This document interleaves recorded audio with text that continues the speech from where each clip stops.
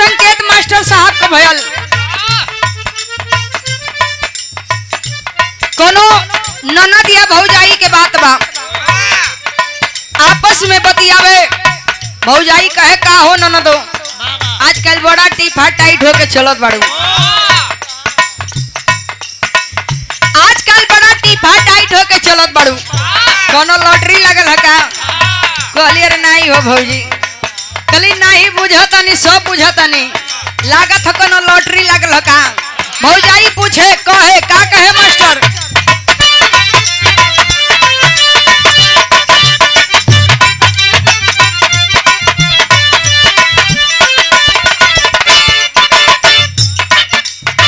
सोनमा के लाकी डसी कड़िया हो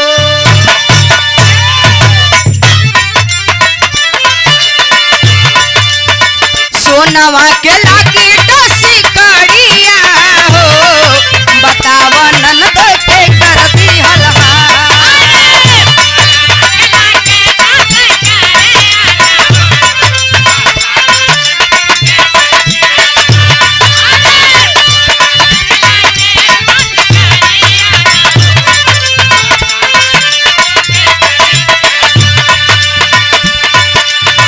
सोनमा के लाकी डसी कड़िया हो बतावा ननद के कर दी हलहा तोहरे गलिया पे दांत का निशानिया हो बतावा चुम्मा के कर दी हलहा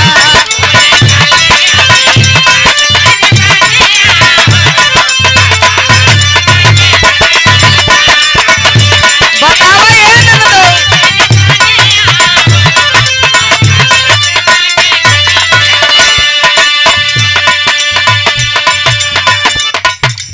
ये ननदो भौजाई के लोग झोंका लेकिन बिटिया माई के दरबार में जाके माई की आवाज लगावेली कहली कि ए माई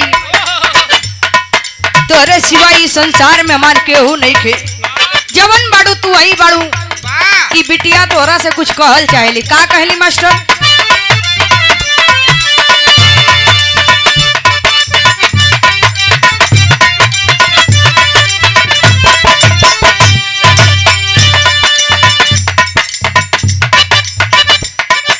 एकर हवा तो प्रधान जी समझे नहीं आवत है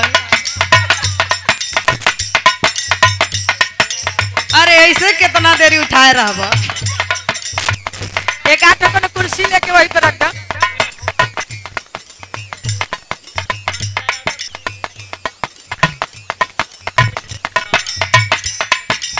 एक कुर्सी लेके रख दा वहीं पे अरे ऐसा जगह मत रख के मशीनियों को प्रॉब्लम होती परम आदरणीय आप बच्चा यादव पेड़ है गुड़हवा की धरती से 100 रुपए का पुरस्कार बहुत बहुत प्रणाम सब लोगन के बहुत बहुत प्रणाम हेलो भैया एक थोड़ा बढ़ाई बार बार काहे इठत रहा अपने से कम हो जाता पावर तो कम नहीं है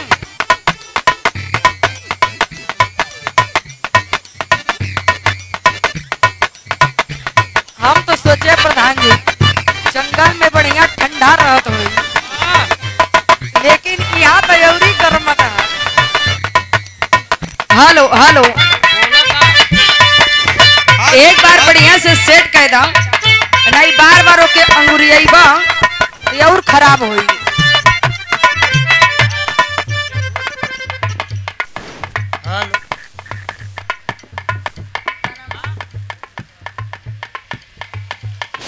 परम आदरणीय आप जगदीश साहू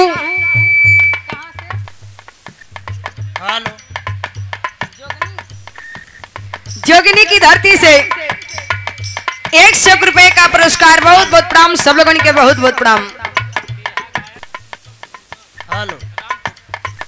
बड़े ही सुंदर विरहा कलाकार दीपक सोनकर रामपुर की धरती से 100 रुपए का पुरस्कार भैया के बहुत बहुत प्रणाम सब लोगों के बहुत बहुत प्रणाम हेलो बिटिया कहली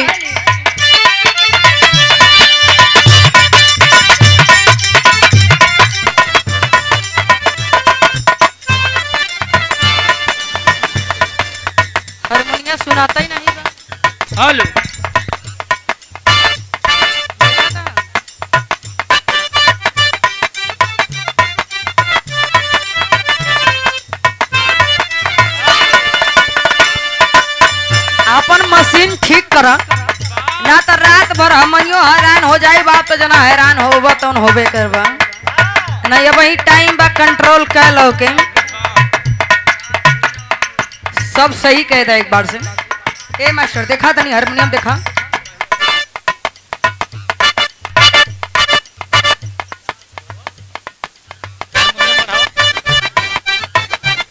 परमादनी आप विकास अहिर और अशोक अहिर और आई की धरती से जवन उनकर विचार है वह बोलवही हम जबरी यादव बोले कहत में कि अहिर बोला और आई की धरती से भैया की तरफ से 500 रुपए का पुरस्कार। बहुत बहुत प्रणाम सब लोगन के बहुत बहुत प्रणाम। हेलो हेलो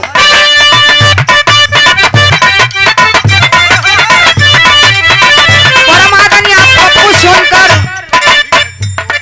सोभी की धरती से 51 रुपए का पुरस्कार। बहुत बहुत प्रणाम सब लोगन के बहुत बहुत प्रणाम। हर माइक से के 20 रखिया नीचे हर माइक से के 20 रखिया।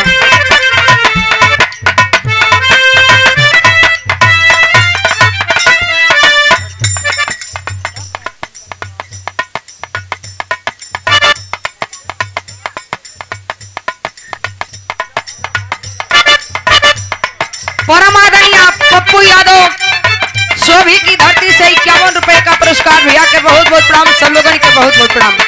लेकिन बात है बा मास्टर वही बारू सोरा की मातारिया हो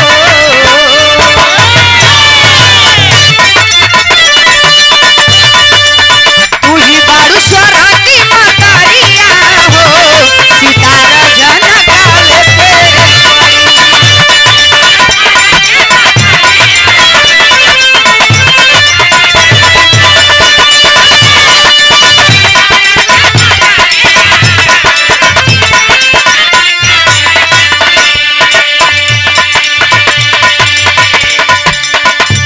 बारू सोरा की मातारिया हो सितारा झनकावे के पड़ी। आव हंस ऊपर आव हंस ऊपर कई के सवारिया हो बजावत बीना आवे के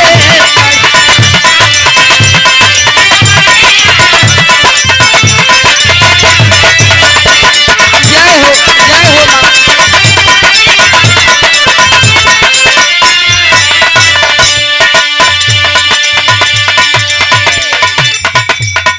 ए मई इतना देरी से आवाज लगावा तनी काहे नहीं खुआवा।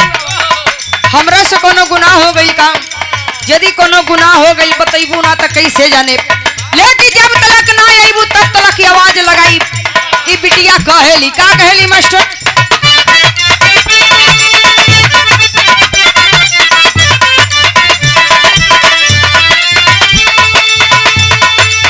दासी विश्वास करके खड़ी बा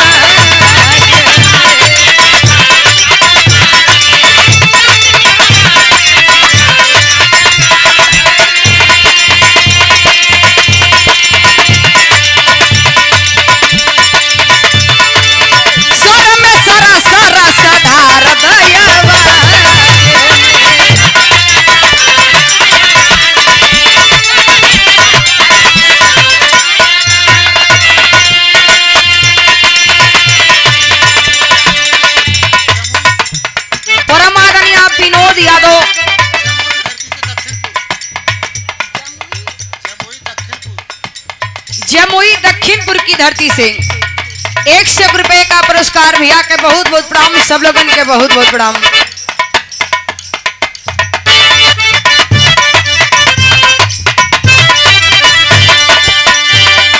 बिरहा रूपी बिरहा रूपी हमारी नवरिया हो किनारे पर लगावे के पड़ी।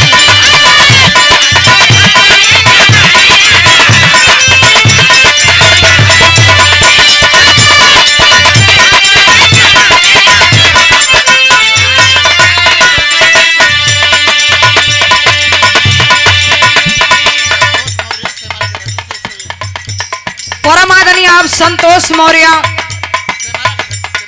सिमरा की धरती से 100 रुपए का पुरस्कार भैया के बहुत बहुत प्रणाम, सब लोगों के बहुत बहुत प्रणाम।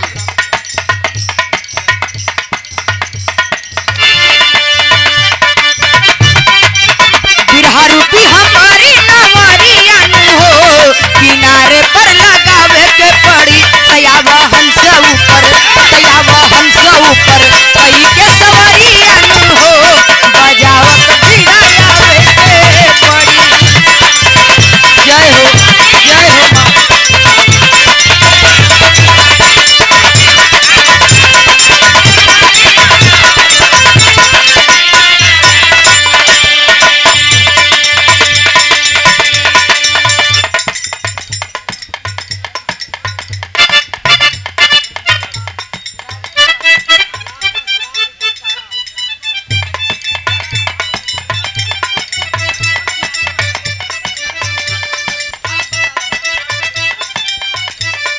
परम आदरणीय आप लालदास पाल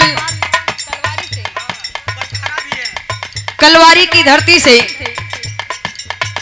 और बलटहरा भी हुआ। बा भैंसी दूध न पावा था उनके बकरी के।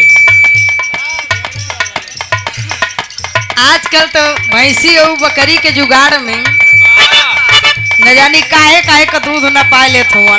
भेड़ी तो नहीं न पोत भैया, भेड़ी का दूध तो और मोट होता।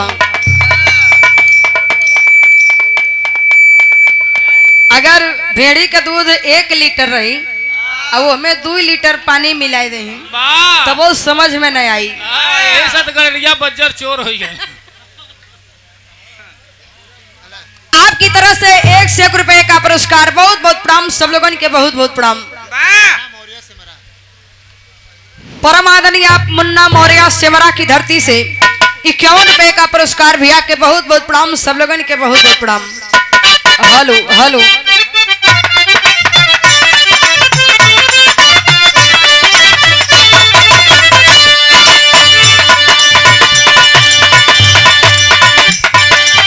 बिरहा रूपी हमारी नवरिया हो, किनारे पर लगावे के पड़ी तयावा हंस ऊपर, तयावा हंस ऊपर कई के सवरिया हो, बजावत बीड़ा आवे के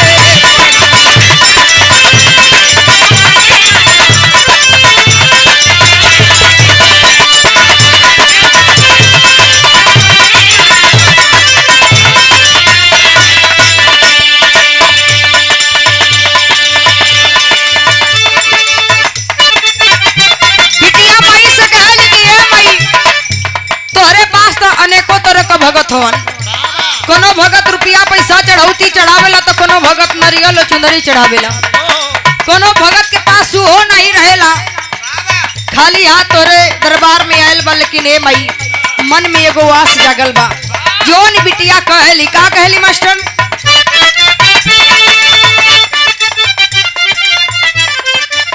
परम आदरणीय आप हीरा मौर्य सिमरा की धरती से 51 रुपए का पुरस्कार भैया के बहुत बहुत प्रणाम, सब लोगों के बहुत बहुत प्रणाम। बात हुए बा मास्टर,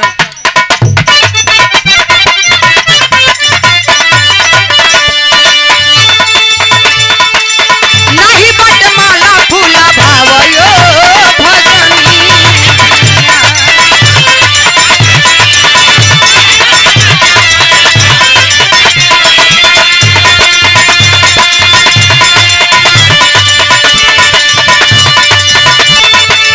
सारा गम पगोली सारा गयो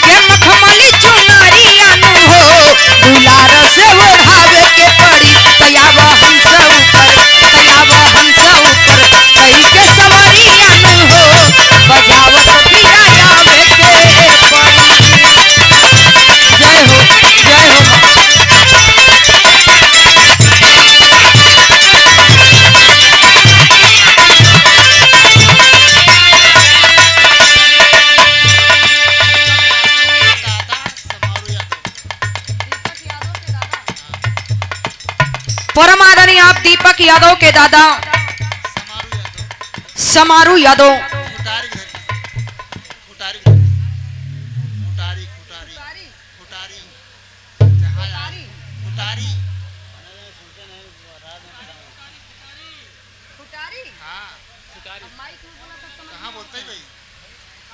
खुटारी की धरती से 100 रुपए का पुरस्कार। बहुत बहुत प्रणाम सब लोगों के, बहुत बहुत प्रणाम। इनकर माइक कोनो बोलत हो कोनो नहीं बोलत हो।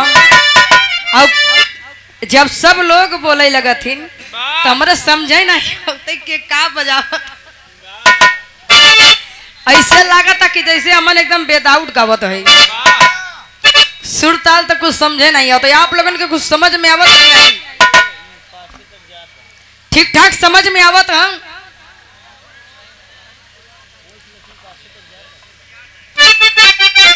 अब हमारे तो समझ में नहीं आवत है। आप लोगन से क्या बताएं? माई के बंदना चाहे 2 मिनट होके चाहे 1 घंटा के। यदि माई के माने के रहेला तो 2 मिनट में मान जली और नहीं माने के रहेला तो 1 घंटा में नहीं मानेली। आखिरी प्रमाण में बिटिया अपने गुरु घराने का परिचय बतावली। कोने खानदान से जन्म लेली, कोने डाली के फूल है। कैसे मास्टर?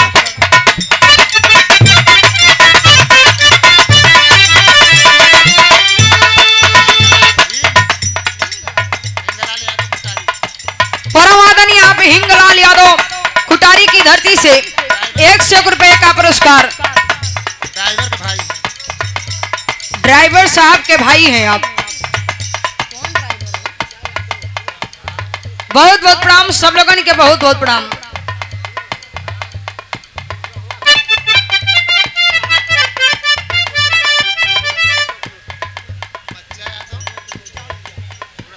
परम आदरणीय आप बच्चा यादव गुड़हवा से।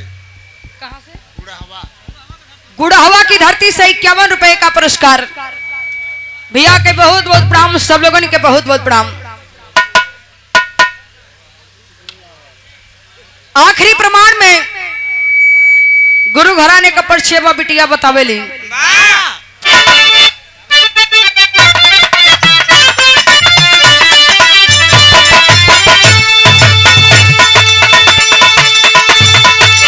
गुरुवर बिहारी पत्तू लगली प्रीतिया।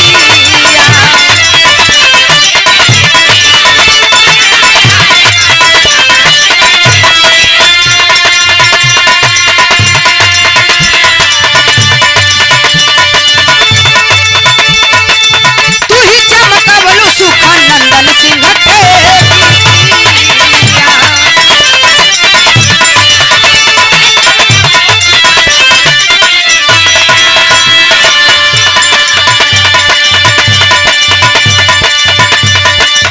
अमाई प्रीति पाले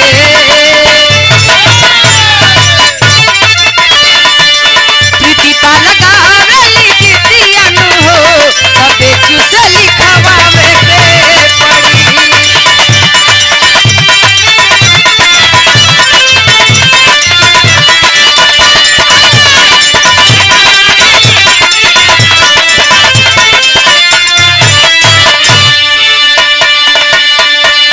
प्रीति पाल गावेली गीतियन हो तबे चुसे लिखवावे के पड़ी। तया वहन से ऊपर कई के सबरियन हो बजावत बीड़ा आवे के पड़ी।